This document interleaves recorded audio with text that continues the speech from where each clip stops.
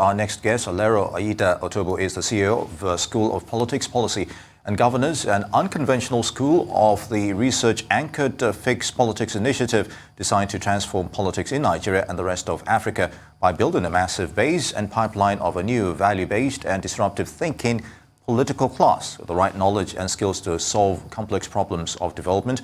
Welcome to the morning show, Alero. Now, quickly, for the benefit of our viewers, can you give us an insight on what Fixed Politics is about and contributions to governance in Nigeria? Thank you very much. First, I'd like to thank both of you for having me on your morning show. It's a pleasure to be here, and it's a pleasure to be here on a very significant day like June 12th. That's a good question that you started with.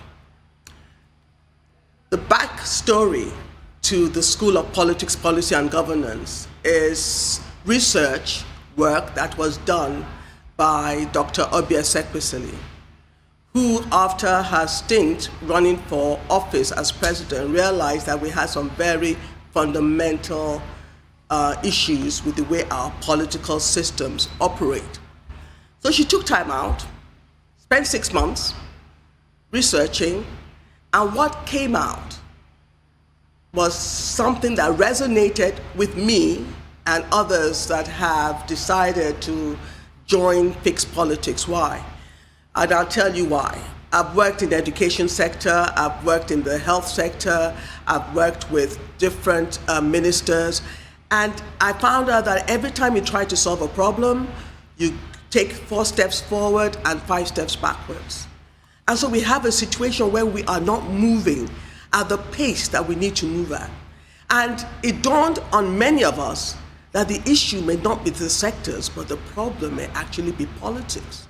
And those that we elect to governance and to run the different sectors. So the problem is fixing politics, because if we don't fix the politics, we're not going to be able to make any headway. So what do we mean by fixing politics? The research that came out showed that there were 3 significant pillars that we needed to pay attention to. We call them the tripod of democracy, okay?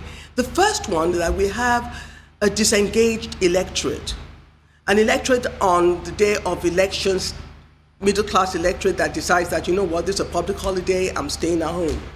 Then you have those that are less fortunate who go out, but they're waiting for who will give them the highest bidder, who will give them the money that they need to feed on that day. We call it stomach infrastructure. So we have a disengaged, unenlightened electorate. And Fixed Politics is saying that if we do not educate the electorate, if we don't educate the average man on the street in Nigeria and engage them and help them to understand and empower them and know that their vote counts, because many believe the lie that their vote doesn't count, that will not make progress. The second pillar of Fixed Politics says we can have an awakened, enlightened, engaged electorate, but if our leaders are less than perhaps competent, if our leaders don't have certain qualities, characteristics, that integrity, honesty, above board, if they don't have the technical competence to solve the problems that developing nations face, we're going to run into trouble.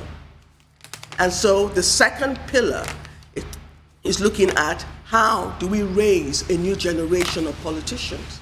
How do we raise people who have character, capacity, and competence? They know what to do, how to do it, and when to do it. And then the third is the regulatory environment. And that's why, if you paid attention, there's been a lot of talk about constitutional reform, a lot of talk about electoral reform, and that's the third pillar.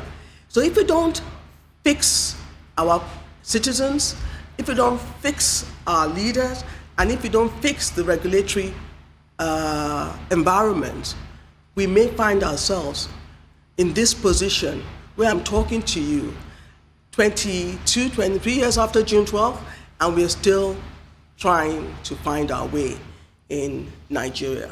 And that's what Fixed Politics is about sorting out these 3 pillars and making Nigeria a better nation to live in, really.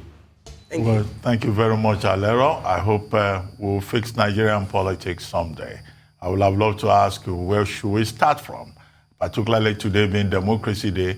And as we have seen in a video that we showed, a report that we showed a while ago, that Nigerians are not even being allowed to express themselves or enjoy their right to protest. But thank you all the same for joining us this morning.